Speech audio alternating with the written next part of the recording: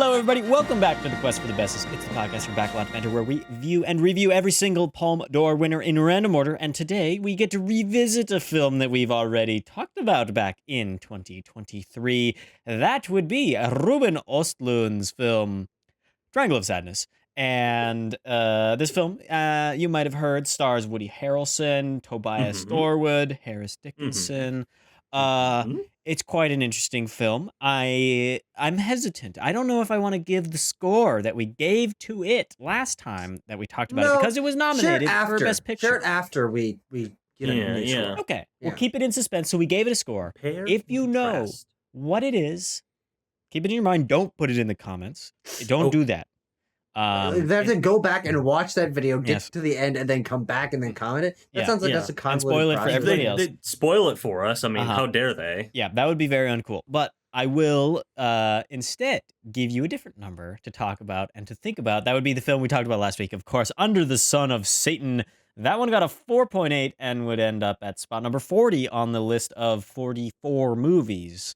So we shall see. 4.8. Will Triangle of Sadness beat that or go below that? I don't know. I really don't know. My thoughts have changed on it since I saw it last. I am very excited to hear what you guys have to say. But first, we've got one or maybe two last bits of housekeeping to take care of. Abram, do you have a comment for us to digest, let's say, and keep down? I do have a comment. We're going to go a little further afield than usual here. We're going to go to our review of Sinners, not a Quest video this week. But it might be. Yeah, that'd be very interesting. We're looking a little light on Quest comments here, but we've got a great comment from the greatest viewer of BLB with the greatest profile picture. That is Jay Galindo with Kermit the Frog wearing his little hat and his jacket. And on the Sinners review, Jay Galindo says, "Fantastic movie. I love Creed and Black Panther, but I think it is no coincidence that Coogler's best films are the ones where he's free from the shackles of IP. He's proven himself as a filmmaker that works great for the studios, but also when he's given absolute freedom. I hope this one is a great success." And it is, because we need the big studios to finance this type of original film. Props to Warner for producing Mickey 17, one battle after another, and this one. And interestingly, on the business side, Coogler gets the rights to this film back in 25 years. That's very interesting. Yeah, he does. Very interesting. And he shot it in America, too. Yeah, he could have given it to anybody. It's kind of greedy. He should raffle them off. That's what he should do. Yeah. Well, thank you very much, Jay Galindo, for that. Tanner, our final little bit of housekeeping, more like edutainment in my book, but what happens in Triangle of Sadness? What's the plot synopsis? Well, Timo, we're all familiar with what happens in Triangle of Sadness, but I'll do my darndest here to recap it for you. So, Triangle of Sadness is a contemporarily set film.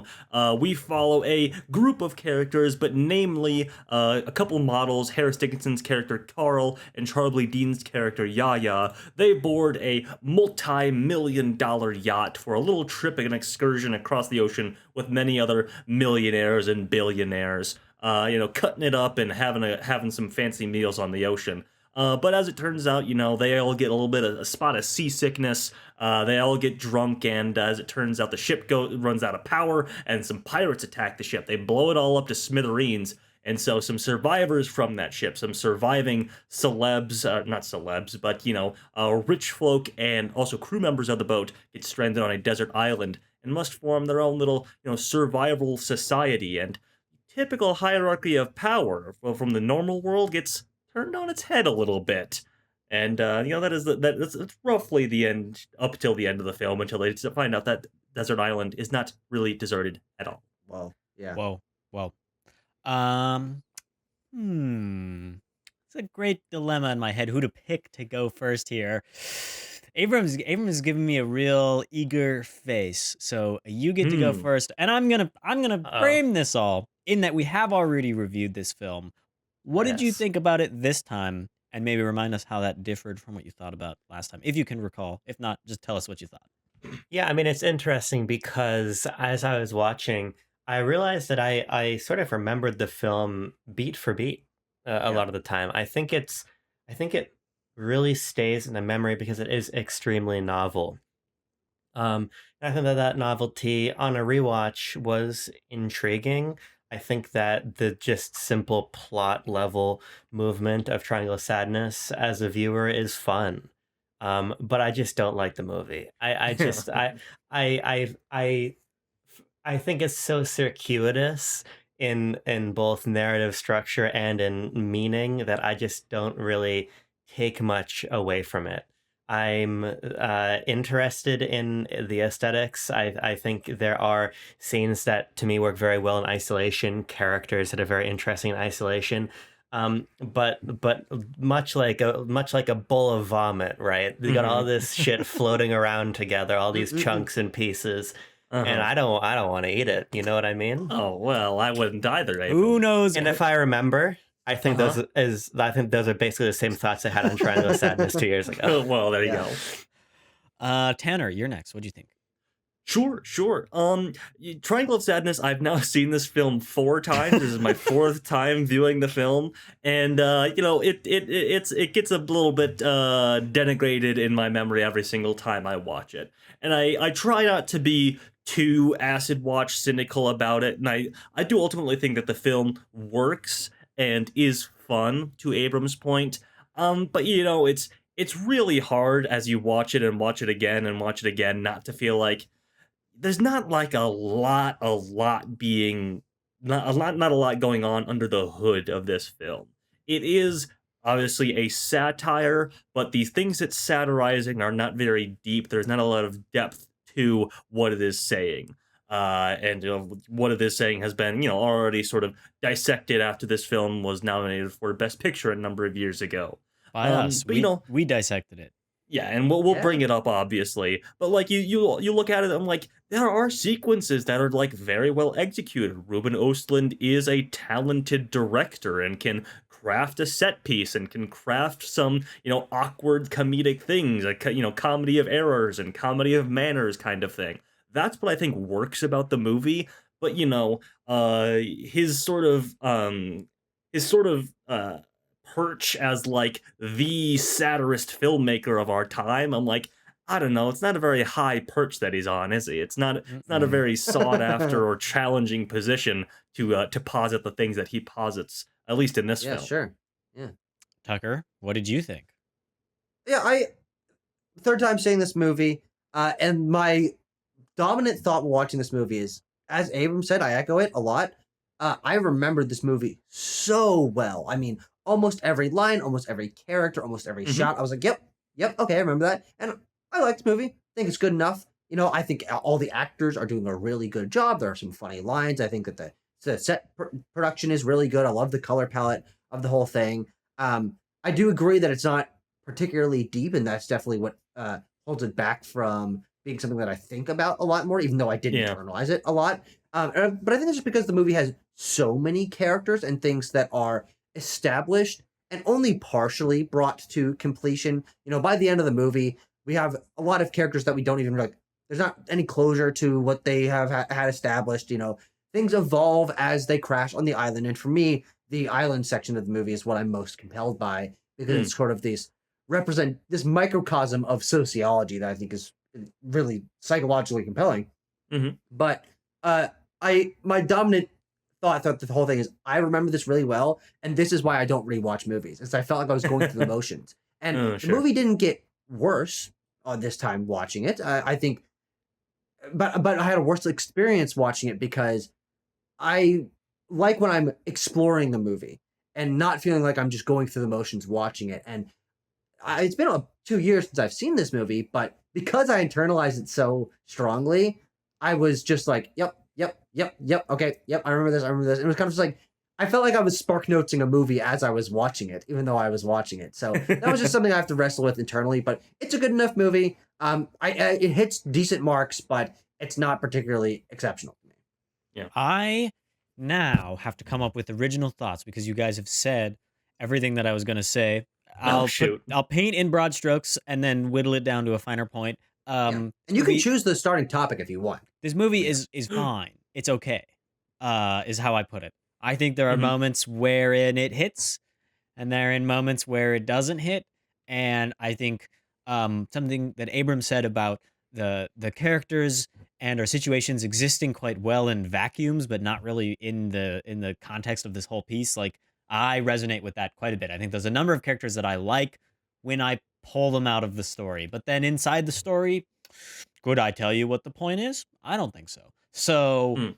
the of those characters, I get what the point of this whole film is. I will get Mhm. into it on this review because I think my understanding of this film has crystallized a lot more. I now am squarely in the camp of it's not that deep, bro. I think it's doing a lot of pointing. It's pointing its finger at a lot of things in our society and going, "Ah, damn, isn't it crazy how that is?" Like, and okay, that's not enough, right? That's not enough in my book from a movie like this. So I come away being bemused by it. I don't That's particularly. a great way to describe it.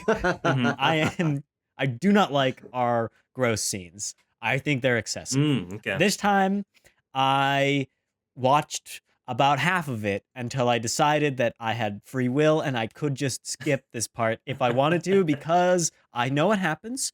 It's very impressive visual effects to the degree that I don't even want to watch it. And so Sure. I'll admit I skipped a little bit of this movie, but it was the pooping and barfing and sliding all around scenes, which goes on for too long, in my opinion.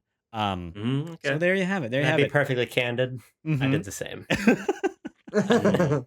And then Tanner and I locked together. We Yeah, watched that's right. it in slow Can I be motion, perfectly half candid? speed. Yeah. That's right. I rewound. I actually did pause during one of the moments because I had to take a call from my parents. So while I was talking on the phone with my mom and dad, there was a still frame of someone shitting their guts out on the screen, which is pretty good. But if I could be perfectly candid, I'd like looking back on revisiting it. I'm like, this is probably the sequence that works the best in the movie. I think. For pushing for what Östlund wants to do, for pushing the bounds, for challenging the Sure. audience. Yeah. It is sophomoric. It is rooted in like the basest like human feelings of disgust and everything like that, and whether your reaction to that is humor or like actual visceral disgust to it. Like I think it is the thing that works the best if that is the goal that is sought out in this film. And like I said, I think you guys think it goes on too long, but I think it does have a good flow to it. I think the chaos leading up to that moment is like really well done. Kind of something that because you just know it's coming, and Yeah. he does. I like that build up a lot. Mm-hmm. Here's my Yeah. question to kick us off: what works and what doesn't about this film, and how that lands you on the conclusion that by and large the film kind of doesn't work? Because I think we're all in somewhat agreement there. This No, scene. I do disagree because Oh, okay. I think that the movie gets more interesting as it goes on. I think that introduction to Carl and Yaya is decent enough. This is where I hate them. I hate those characters so much. I feel that's where my visceral feelings in this Yeah. movie I come see. really. I see.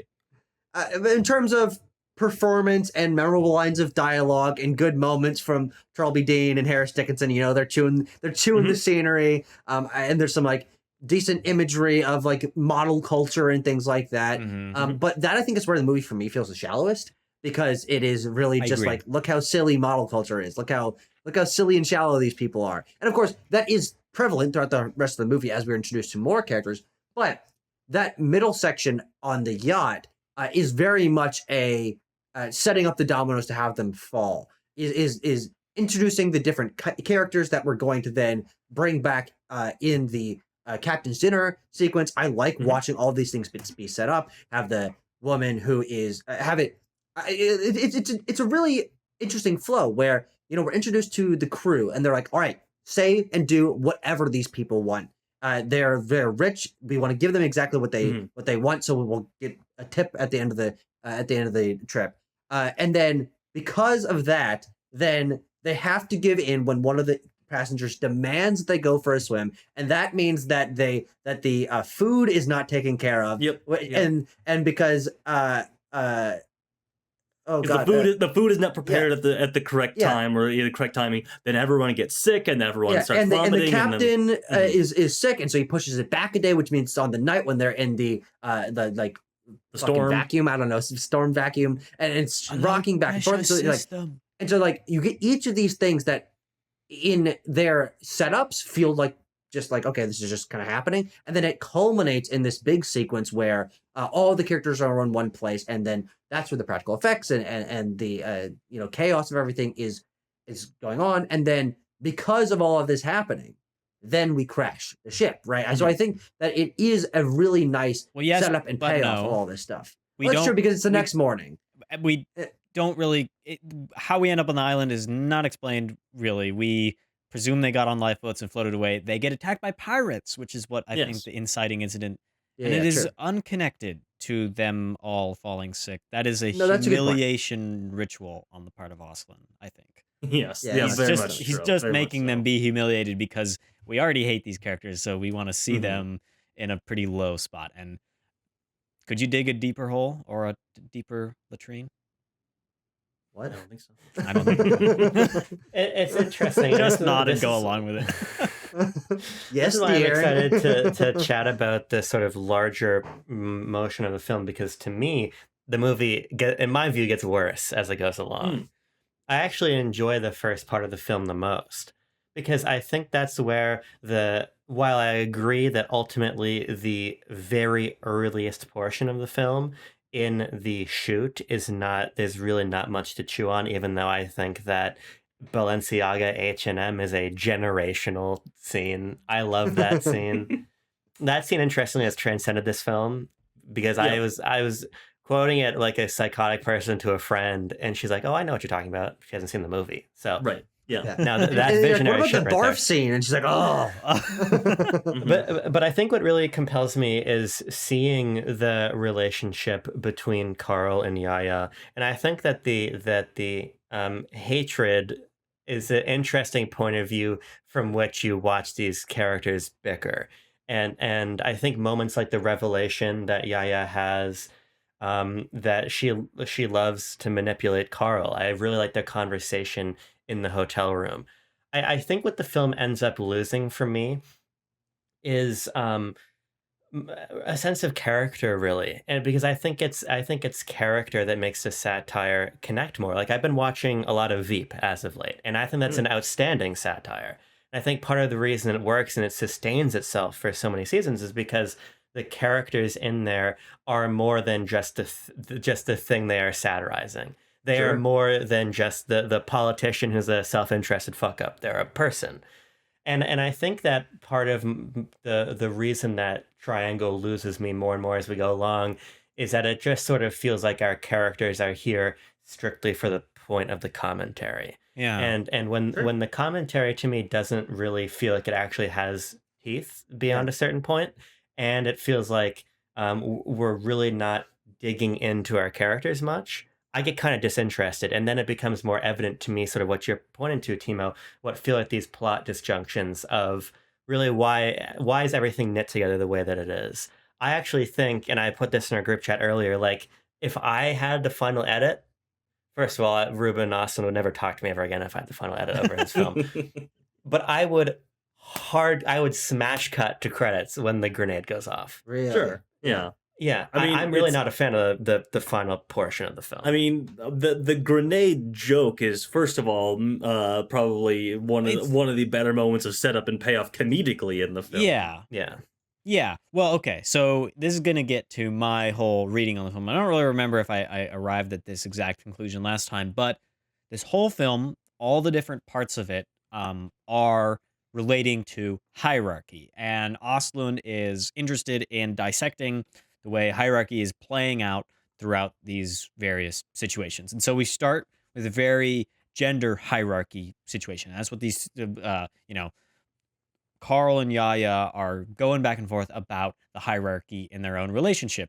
But we got to pay attention to the text that the film likes to displays to us very obviously right at the start, and saying like everyone is equal, and there's like all this like branding for the fashion show, but we are supposed to interpret this as the world of the film. This is what all the characters espouse. And so if we take the idea that everyone is equal and we then slam it into opposition with this world is full of hierarchies and all of the characters thrive off of extorting and using hierarchy for their own benefit. and we watch Yaya do it a lot in the beginning, but Carl gets to do it too. He pulls reverse cards. It's a very like fluid display, I think, of this of a gender hierarchy in a modern sense. It works at times and it doesn't work for me. We get on the boat and we get a rich people versus workers hierarchy. And then on the island, we flip the hierarchy, and it's flipped in both senses. It's flipped that the poor people are in charge, and that also the women are in charge. And Yaya points this out right at the end of the film, how this is such a great thing. And I think that is kind of why Abigail has to kill her at the end, that she has to preserve the world that's been created. But beyond pointing out that these hierarchies exist, this film, I think, posits no real satirical information about how they operate, really. I don't think it posits a lot of info about the ways that it connects beyond this story. Like, the story has hierarchy, and we get to Yeah. see them, and our ability to like extrapolate this to the rest of the world, and to, crazy idea. Let's think about this thing as like an impact piece, as a piece of art designed to make us change how we think. It doesn't, because it posits no alternative. It posits no idea of what else to do besides just being like, this exists. I have some characters in here that I think are really interesting, pulled out of real world context, that they exist in the real world and are referencing the real world and get to do interesting character things that reflect their relation as like an object of representation for this idea or this person or this archetype. And yet that doesn't always play into their character very much. I think that the archetype versus the character, in the hierarchy of what the film values as important, weighs very heavily on archetype as opposed to character. And so we get really shallow characters like the captain. I think the captain's super shallow, even though he's an interesting idea, but we don't scratch deep enough into this surface to like dive into what this character on screen means. for like, Very 4 little. minutes. And he's hampered too. Like, the character is like not allowed to maybe be at its fullest.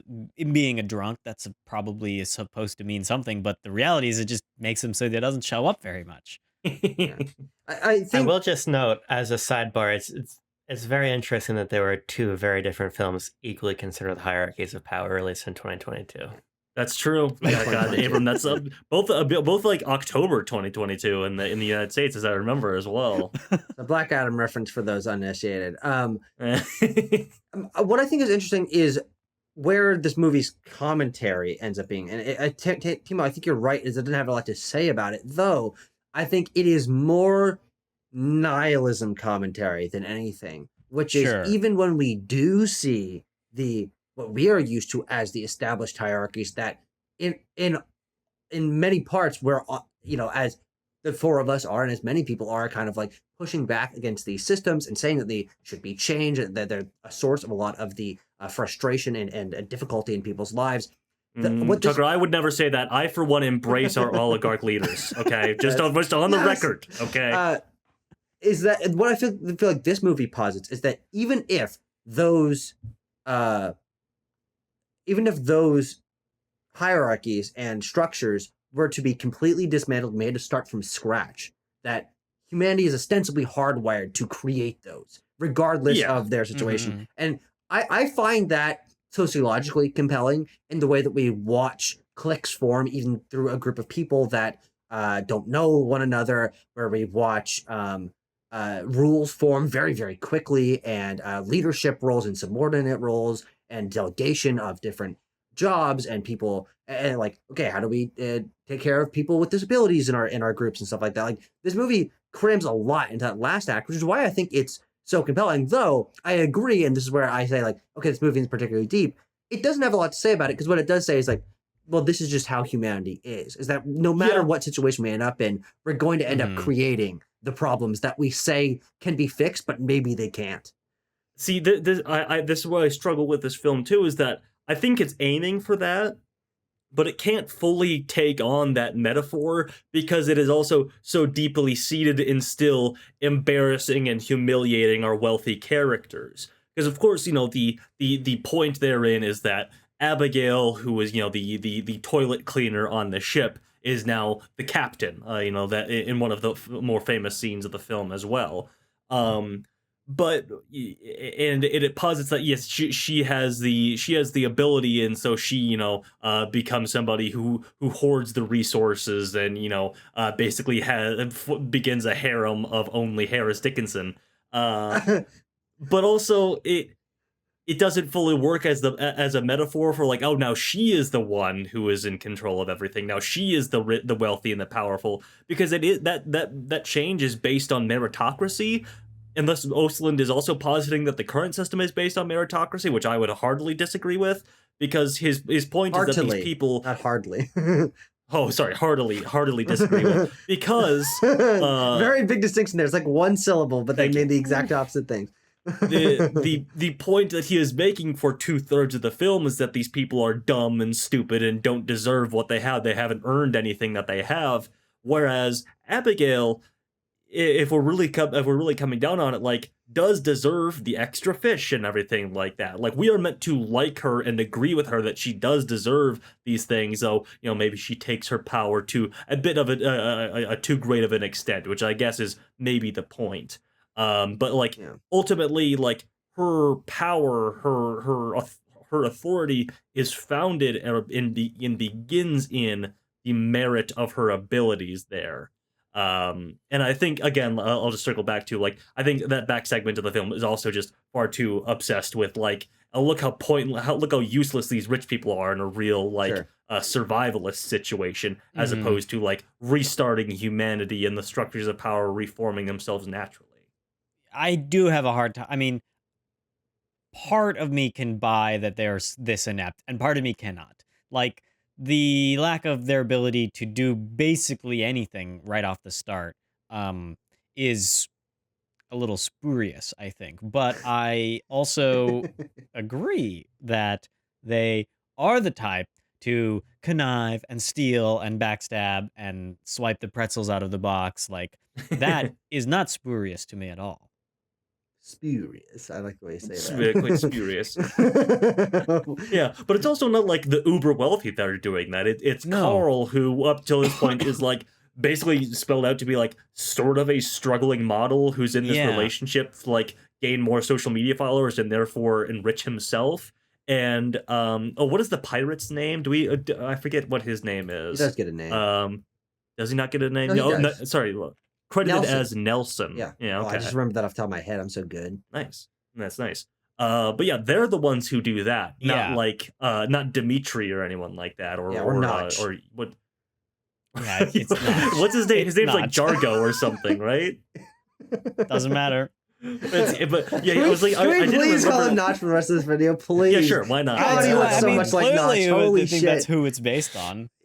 Yeah. So, I mean, I did forget that he was like a gaming CEO or whatever, like gaming and tech CEO. Bald with the goatee. Yeah, he's playing Yarmo. Vaguely Eastern, Yarmo. Northeastern European, Yeah. I think that there's a problem in the film. What? And this is where I think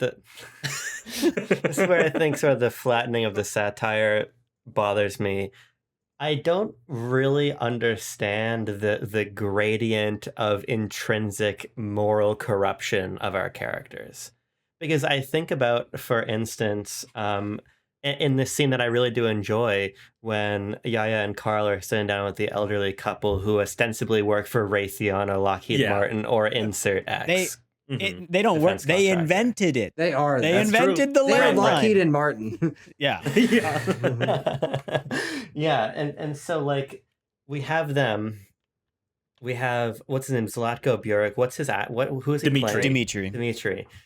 He's Russian. A Russian character named Dimitri. Can you remember that, Abram? It's gonna be a struggle for you, buddy. He is this fertilizer czar. Yeah, he sells shit. Yeah, he sells shit. He likes to tell people that. I sell shit. And so we have them, and then we have Yaya and Carl, who are not only in completely different strata of wealth, but also are in largely unobjectionable, at least in the context of this narrative framework, largely unobjectionable professions. Yeah. Especially by comparison. By comparison, but also I do think that they're somewhat put on the same level of just like how corny they are. Like I actually think that they're like the corniest, most annoying characters in the movie. I agree. Yeah, I agree, and this is where my confusion comes in, right? Like I think about a real paragon of political class satire, The Menu, right? Right. Same year. You have Anya Taylor-Joy's character, and you have. Actually, I can't even pretend to remember The Menu well enough. I have this feeling in my head that Anya Taylor-Joy was like some kind of everyman character. Yeah, the chef was. It doesn't matter. The point is, I think that like I'm not sure how we're supposed to really feel about Carl and Yaya and how they either stand in line with or contrast. Fair enough. They either stand in line or in contrast with the other rich people. It feels like, who are we supposed to really be moored to? I don't have any idea. Here, it just came to me. Oh, we are watching in Carl and Yaya the socialization, the building of a horrible rich asshole like all of the ones we see. I particularly this viewing zoomed way in on Dimitri's character because I think here's the character note. I'll just give it right now so I don't have to hold myself in suspense. I just want to say it. Here we go. He sells shit, right? Where did he get the materials to have all the shit? He got it from stealing it from the carcass of the Soviet Union, right? Right.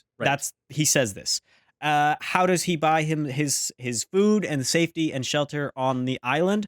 Well, his wife shows up on the beach and he takes the ring and the necklace off and he gives that. So he steals. This character's archetype is he's a grave robber, essentially. He's a vulture. He just he's an opportunist, takes what he can when it's in front of him.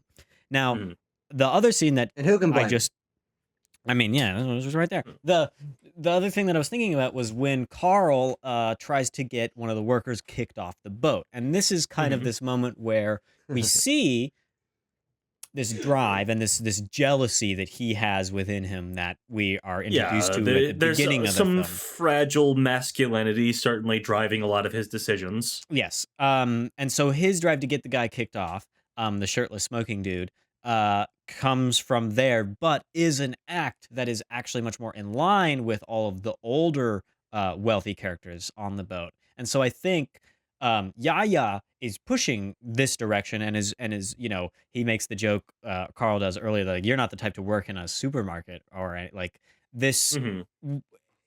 Perhaps we're witnessing like the creation and the influence of the older rich people being passed down and the continuation of this snobbish asshole class of people who have little regard for those that are seemingly beneath them. I don't know. What did you guys make anything of that, or is that utter nonsense? I think that's probably true. Yeah, I can definitely see that. Though the interesting thing is, I wonder then like how much influence those older characters really have on them, other than just like general osmosis. You're on the same boat, you're talking to them a lot, but they don't seem to like become incredibly friendly with any of the older asshole wealthy characters. So I don't know if that's really supportive or against what you're saying, but I think it's true regardless, and not necessarily on a writing level, but just on a scenario level that's kind of what's pushing them to like become the way they are. Let me make a claim here. Okay. All right. Because part of the reason I asked is because we're going to go through the scientific method on this one, by the way. I don't really think that you have any sympathetic characters in the narrative. I don't really know if we would really disagree with that. The closest you get is probably Abigail, but we've already sort of brought up the issues that befall her. Yeah, and so this brings me to my goat and the real reason I love film, which was one of my professors from college, Talitha, and she had us watch Parasite, and that's one of my many revisits of Parasite. And we were having a really interesting conversation about how the first time she saw the film, she really didn't like it. And it took it until a second watch because what she felt was that Bong Joon-ho's characterization of the poorer family was painting the lower class dispossessed group in an equally negative light to the class above them. Mhm. Of course, when she rewatched it, she was explaining how it really crystallized in her mind what that film is saying. I think part of the issue I take with this movie is that there I think it's a mistake in my view to paint this character of Abigail in my view, very negative light. There's really no real altruism or a moral element of her character. She is hungry for power. She gets the power. Um, she Perhaps sexually even coerces seeks characters. revenge against these characters that, Yeah, think about just your Parasite up-down class analogy. It functions on the boat yeah. too. And I guess this is just in part for me a subjective disagreement with and dislike for this nihilistic construction that Tucker you put forth, because I think that that's in the film, and I think that's part of why I don't like it, because I just think that the lingering final note of your class satire, in my view, shouldn't be that the lower class is bad too and they shouldn't be given power. I think that, to me, that's what I read from Abigail, and I read this moment of real intensity as suddenly Harris Dickinson is running aggrieved to go find Yaya with, well, as is implied, with her head caved in. Mm-hmm. I think that is a weird note, and I think that to me doesn't play well with this broad issue I take with a lot of films in this subgenre of sort of more hollow, quote unquote, eat the rich style narrative, wherein the catharsis of seeing the rich person shit themselves or get their head caved in with the rock becomes the point. And to Yeah. me, that's not effective. And when you pair that with our character of Abigail being so power hungry and becoming that oppressive force, or perpetuating these cycles of hierarchy, I think you have at best a muddled and misguided message for the film. I'm gonna lob up here another film from the subgenre that I think takes everything that Abrams said and actually like knocks it out of the park, and that would be Boonwell's Exterminating Angel. That movie Sure. really, Oh yeah. like, and with this similar kind of setting of taking in your rich people. The beginning of the movie, all the poor people are like, something's up, we're getting out of here, and they all just leave. And then the rich people are seemingly trapped in this house for no reason, and it's so strange and surreal, and they just go rabid. They just turn into animals, and they just like beat a, they do the similar thing in this one of like beating the animal to death and like really reverting to a primal state. But that one takes so much more of a strange look and pushes it so much farther, and then also it's surreal, like you just mentioned. Like there's a definite difference of like what the filmmakers, what the genre they're tackling is, what the aesthetic of their film is. The message I think that they're trying to tackle is really similar, and Boonwell saddles it within one class and doesn't try to pull apart.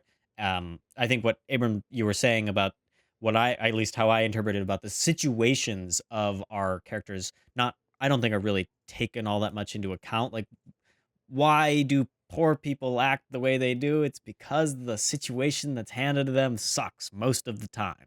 And like you're forced into bad choices because you don't have any money.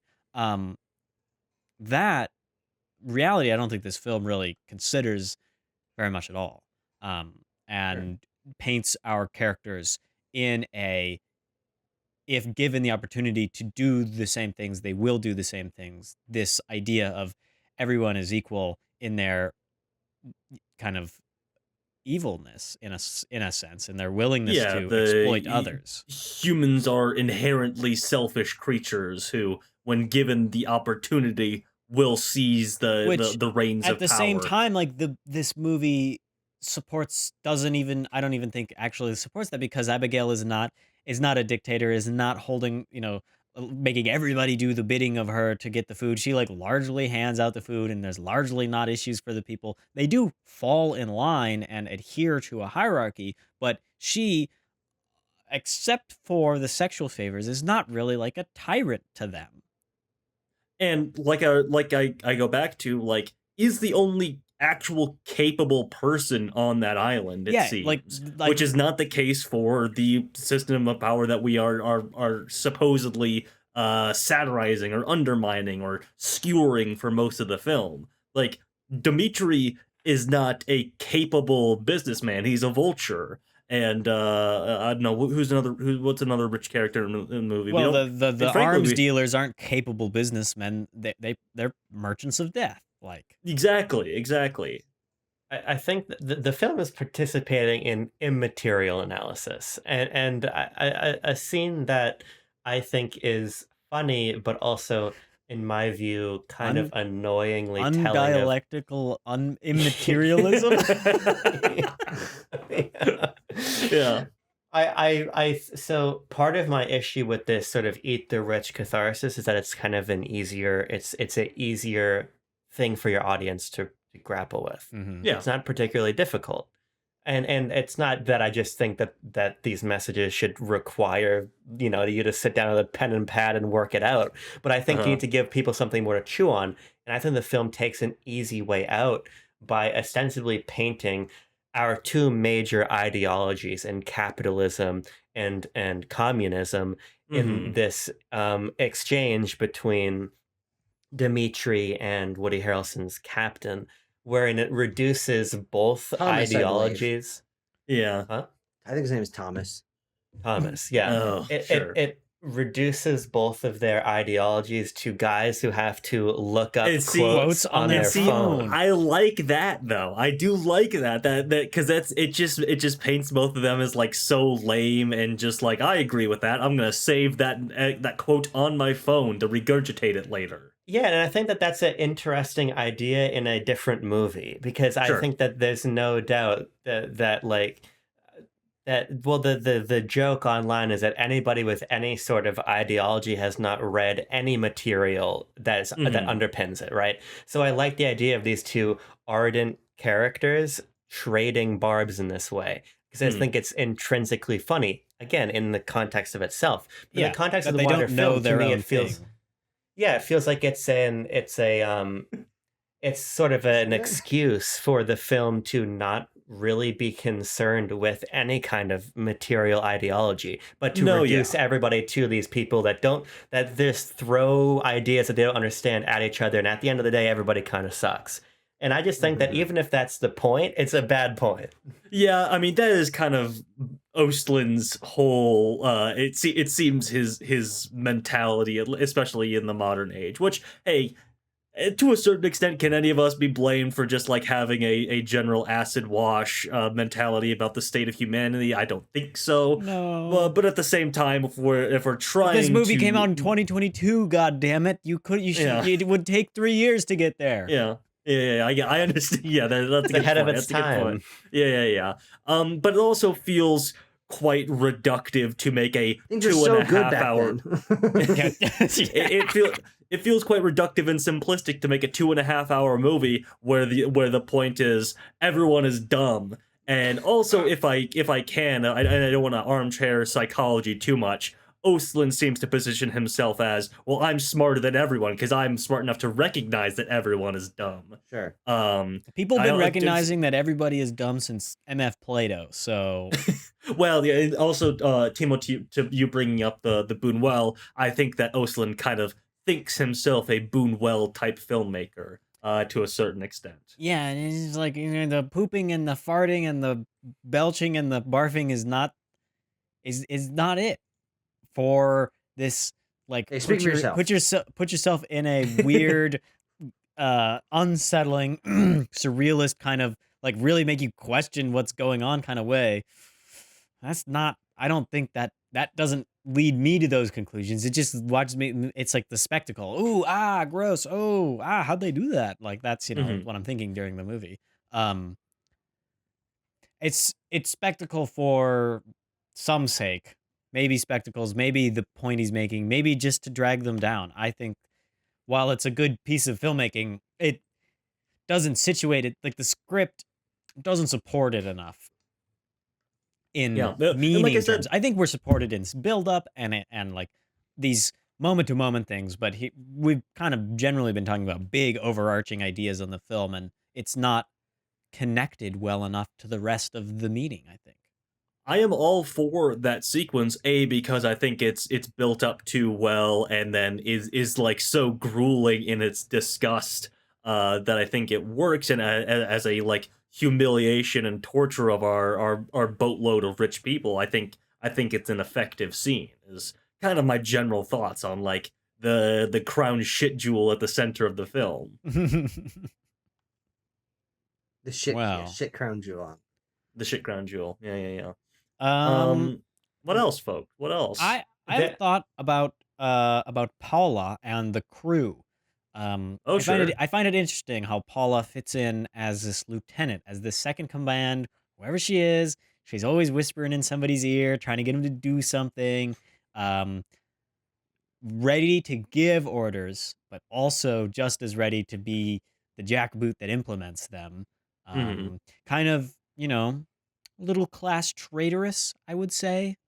Perhaps. In my viewing of it. Maybe, but I also think what's interesting about the crew of the ship is that within that crew there is significant division. You have the majority white upper deck class crew members who are the ones interacting with the patrons, and then you have the ones who get the generous tip. Yeah, exactly. The money. But then there's also the like literally lower class, lower deck people. The actual like manual labor of the Star Trek lower decks.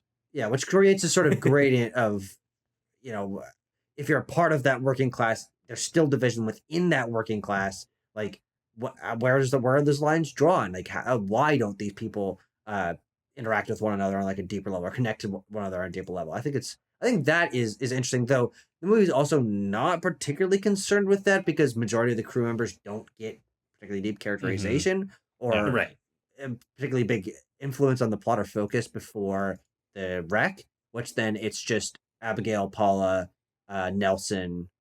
They're the only crew members that survive. So I don't know. I don't really know what the movie's saying about that necessarily, but that's something I didn't really remember or hadn't paid attention to. So there's one thing I learned on my third time watching it.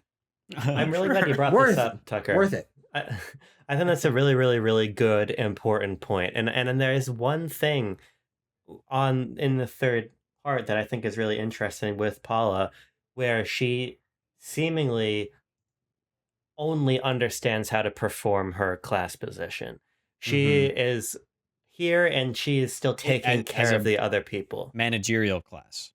Yeah, she's here. She's gonna deliver the water. She's gonna deliver the chips. She's gonna order Abigail around in this like brief portion before Abigail asserts herself as captain, wherein she still thinks wherein Paula still thinks that they're operating in the same context, or is acting like it. Yeah, it is interesting, but I agree with you, Tucker. I think it's one of the more interesting portions of the film, but one of the ones that, to me, I think is the most frustrating, that it kind of dissolves. Yeah. I just think that, that class division within the workers is interesting, and to think about the real world context of like who the type of people to actually work on yachts, like in the service side, the public facing side of a yacht, super yachts especially, are not poor people. Actually, they are working, and it's hard work, but usually comes from places of privilege like South Florida and the Greek islands, and they're often not in the same class materially as the mechanics and toilet cleaners, and those there is yet another hierarchy on display there. And yet the rich people don't give a shit. They're all terrible. They're all to be bossed around and asked for whatever and expect yes from all of them. I have a much less intellectual question to get our thoughts on. Okay. Divorcing the class satire things from it, the things that we talked about for however long now. If someone asked you, is it a funny movie? Would you say it is a funny movie? Like if they just wanted to go to it for comedy, would you say it's a funny movie? I think it's not funny enough.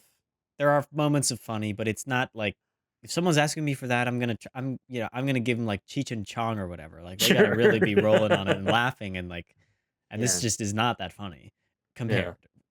It's got some comedy, if you're looking for it to be funny, I think you can find it, but you got to put yourself in that mindset. And most layman film watchers just watch, don't put themselves in a mindset before they view a film. Yeah, I don't know. It's not that funny to me. I don't know. Sure. Okay. Tucker? Yeah, I think the entire movie is intended to be funny. Whether it lands for you or not is another thing. But almost every sequence, even though it's not like we're pausing for a punchline comedy, is like these characters are ridiculous. They are doing ridiculous things. They are saying ridiculous things. And there are moments of punchline. We all remember, and I think all like the moment of the grenade blowing up, which is like, oh, isn't this one of ours? Boom. There's literally there's a punchline. Or you know, the Woody Harrelson talking over the loudspeaker, and you got the toilet like spewing poop and going blah, blah, blah, blah. Like these are like, you could see that in a Cheech and Chong movie, and it would be like, or like it would be in a like a Marx Brothers movie, right? Like the grenade blowing up. Like there are. It could be in a Zucker Brothers movie. Sure. Yeah. We can just keep naming comedies. But name funny brothers. Whoa. Yeah. Yeah. Well, I do think it is a comedy. I think it's funny. Yeah. It's just you know, it's very subjective comedy, and also I think because of it's interesting. It's a comedy that is intellectual. This is not a studio comedy film the way we traditionally understand comedies to be. But I think what we are kind of exploring here is that on the intellectual side, it kind of fails. But I also think because it's too intellectual to appease the general comedy audience. So sure. It strikes and not intellectual enough to appeal the Quest watching audience. That's exactly the real the real critics or whatever. Well, we say that, but like, this is a very beloved movie critically. Like it is. So, like, won the Palme d'Or. You don't do that without critical acclaim. It got nominated for Best Picture and many Oscars and Best Director. Well, you know, critics don't vote on in the Academy, and only the jury at Cannes is only has like one or two critics on it at times. But a lot of times it is for, you know, it is filmmakers and actors who are on these things, and writers and things. Show me a filmmaker who's not also a critic.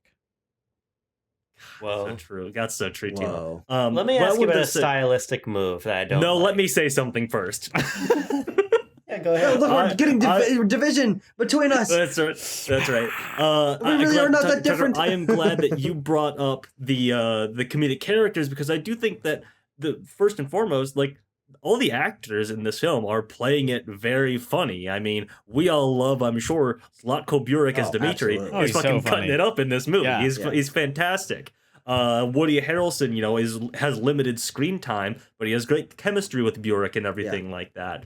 And even like, Harris Dickinson and Charlie Dean, like, yes, absolutely. I think they are doing like chemistry. Awkward, it works really well, because it's like, you tell that this relationship is kind of long, and that it just doesn't work all that well, and yet they're sticking it out for many other reasons than love. And and so despite me hating them, especially as a couple, I would probably be more meh on them, or just apathetic towards them if the performance wasn't there to support such vehement feelings about it. Harris Dickinson is really funny in this movie. He's very really good. Is what I want to point out. Like, he's a face and eyes guy. He's got them lookers. Yes, when he's yelling at the elevator at the beginning, I was like, Harris Dickinson is like very good in this scene. And then like towards the end, when he's like trying to defend himself and he's doing the thing with the hands, he's like, put your hands down, stop trying to defend yourself. I was like, well, I don't know what everyone is quite good and quite funny in this movie. I just wanted to bring that up and, you know, defend the players, if not the writers of this film, or writer, I suppose I should say.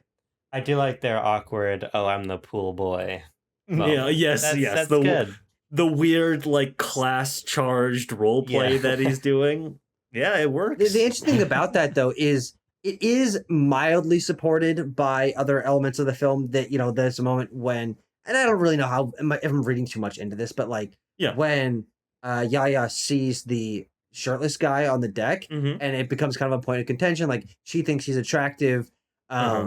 Maybe she's playing it up a little bit to kind of, you know, mess with them, get a car a little bit, but then that pool boy act comes back and he's kind of like Exactly. taking on that role. I think that like there is some little bit a little bit more subtle character stuff there that I think is actually pretty interesting. Yeah, well, I think it plays into the he goes from, well, does he become, or is he always primarily a sexual object? Like maybe more so than a man, being a model at the very beginning. Well, yeah, like, and that continues on to drive their conflict on the island. Yeah, I mean, what is it when he finds like the cologne washed up on the beach? He's like, oh hell yeah, this will make me more desirable. I can use this as basically as capital, as currency on this island, since they don't have a lot else to offer. Yeah, who can relate? Interesting.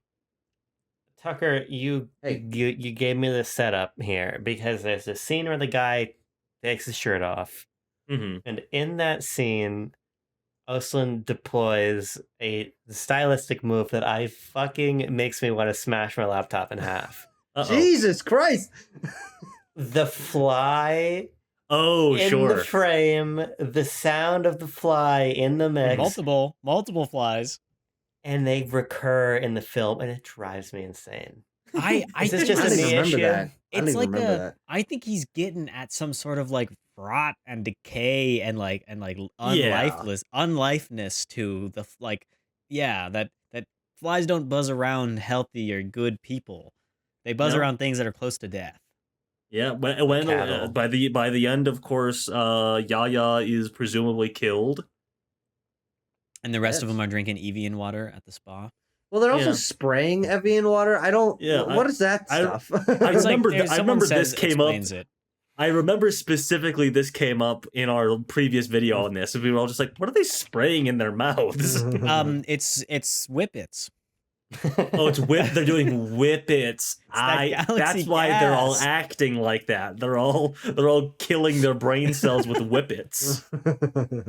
Ahead of its time. I have the nitrous today. Ahead of its time. It's true. So true. Yeah, whippets were not around back then. No, famously not. Well, they had to do them the old-fashioned way with like a can of whipped cream or whatever. They didn't have specially sold nitrous cans, Galaxy gas, with special flavor. Like Evian, that's right. I'm just looking to see if I have anything else. Yeah, any other thoughts, you guys? I'm exhausted. I mostly just wrote down bits that I mostly just wrote down bits that I thought were funny. You know, hit us with two of them. Pick your two favorite. Two. I'm a shit socialist. Pretty good. Yeah. I like it. I'm a shit. Who themselves hasn't been drunk trying to say that very phrase and screwed it up in the exact same way that Woody Harrelson did? Because everyone raise your hand. I also think that sequence, you know, which sort of follows the shit flume on the boat and everything like that. Like the stuff shit flume. That's right. With like Dimitri and the Captain Thomas or whatever, like them going back and forth, and Thomas getting very like worked up and reading his own writing about his country killing RFK and JFK and MLK. Like, I think that's a moment that really works. I think it's perhaps the closest the film actually gets to anything earnest. Before reverting back to, and then they all wash up on an island and they're all in their tuxedos. Isn't that funny and ironic? You know, no, just Notches in the tuxedo. That's true. He's just in a tuxedo. That's a good point. Thank you. Thank you for calling him by his name in the film, Notch. After all, but he's very experienced in beating animals to death with his hands, because that's the primary motivation for playing the game Minecraft. Yeah, that's funny. If they had to make the 2-block jump for the beef, I would have liked the island part. Holy shit. Yeah, well, in Triangle Civilization, you have to barf every day or else. Nah. But I mean, who better to direct the Parkour Civilization than Ruben Östlund? I mean, after he makes his movie about how we all like to be on our phones on a plane, I know what he's on next. Oh god. Hey, speaking of a film that's certainly not going to be annoying and high and mighty. Since Timo said name 2, this is a moment that I like, that made me point out the comedic performances thing, because I never caught it before. But it's they abandon these woman who's had a stroke in the forest after one night or whatever. And then they like hear her the next morning. When they all sort of hear her for the first time, Harris Dickinson pulls a fantastic like yee face, like a yikes face. He pulls a great face during that scene. I love it. When the like imported watch and handbag guy, that hits a little close to home too, because we've been watching all these TikToks about the buy your handbags direct from the factory, like it's the same thing. Oh sure. Yeah, and he like stumbles. That whole character, the woman with the stroke who only speaks German, and the one phrase is just like I clouds. I don't know what to make of that.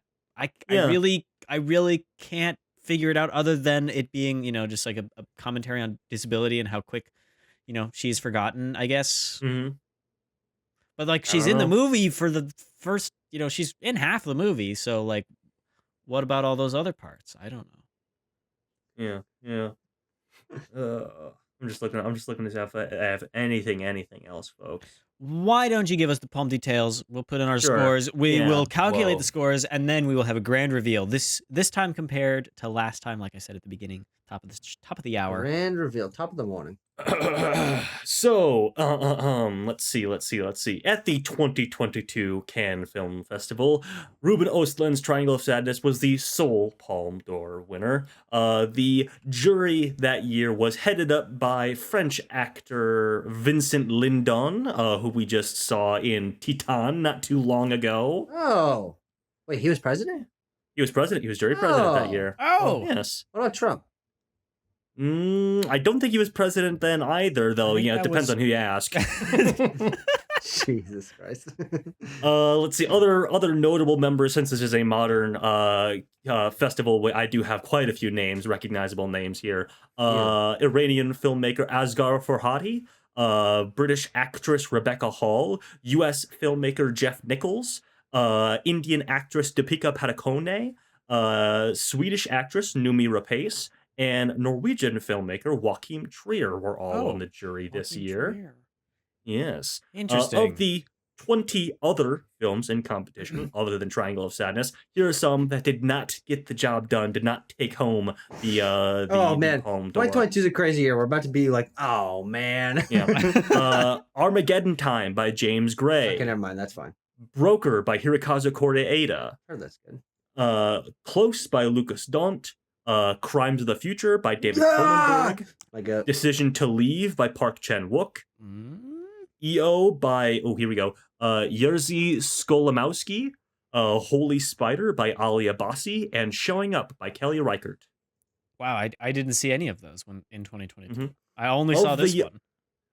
Hang on, have I seen all those? 1, 2, 3, 4, 5, 6. I have seen all of them. And guess what? They are all better movies than Triangle of Sadness. Well, Tanner, I'm going to need some empirical proof for that. Punch your scores in. Let's find out. Ooh, sure. Let's do like a... That'll work. Redacted. Okay, 3, 2, 1. Let's see. Hey, Ruben, waiting on you. Okay, there we go. We've got a score. It's going to be 5.8. Quest fans, do your calculations. You know where we gave it previously.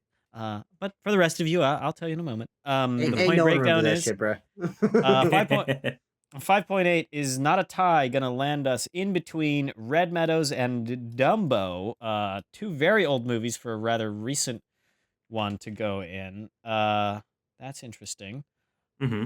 Okay, the point breakdown is Abram gave it a 4.8, I gave it a 5.0, Tanner gave it a 5.8, and Tucker gave it a 7.5. So I was really feeling the okayness, so I was like, give it a 5. There you go. Okay, now the big reveal. 2023 nominees. We came down on it. We came down on it. It was the lowest score of our 2023 that makes sense. Rankings. Go top to bottom, actually. Go top to bottom. Just a little reminder here of the 2022 Best Picture nominees. Okay, I won't read out the scores because you don't care.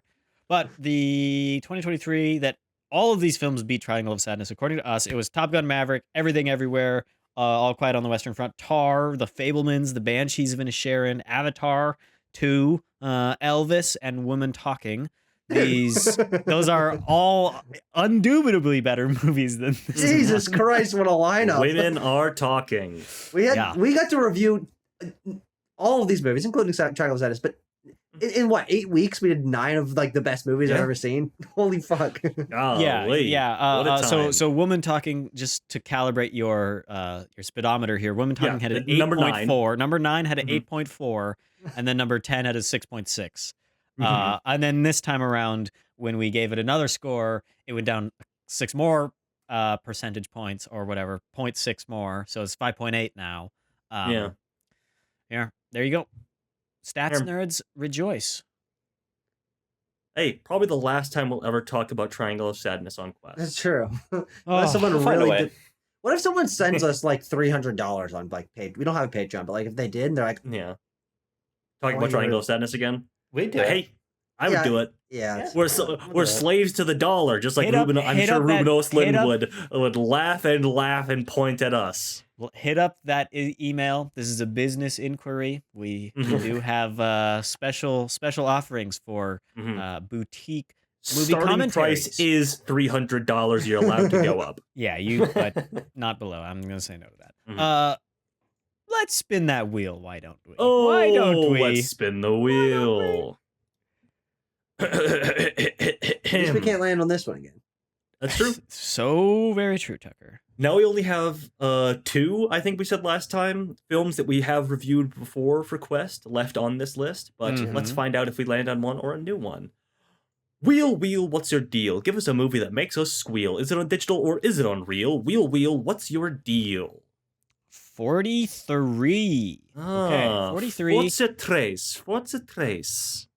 That's sort of recent, but not all that much recent. Higher numbers are more recent.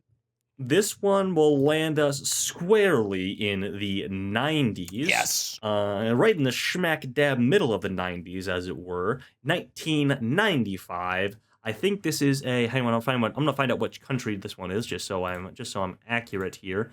Go to the details here. Oh, we got a smattering of Eastern European countries on this one. Yugoslavia, Czechia, France, and Germany.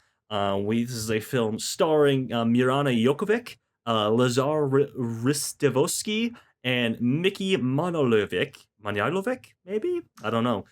Directed by Emir Kusturika.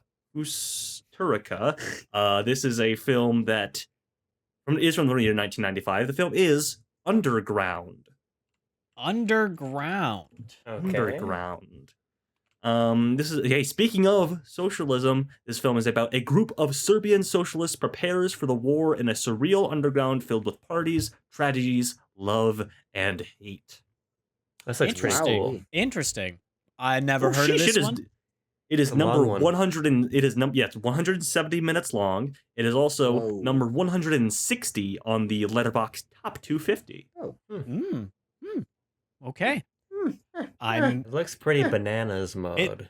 Some of these little pictures showing up on my Google search are pretty bananas mode. I'd agree, Abram. Yeah, if we're doing Eastern European Soviet bloc underground parties, sounds pretty sweet to me, dude. Okay. Well, we're gonna have a fun time next week. Not that we didn't have a fun time this week, but as usual, fun to look forward to watching a movie as opposed to how we ended the episode last time. But we had a good enough time talking about Triangle of Sadness. Dear viewers, you probably watched this movie out of all these Palme d'Or ones that you could have maybe Hulu. never heard of. Yeah. What'd you think? Do we get it right? Do we get it wrong? We like to hear about all that stuff. So scribe your entreaties in the suggestions box, and we'll be back next time to talk about Underground. I thank you all for joining me, and until then, stay cool, keep warm, peace.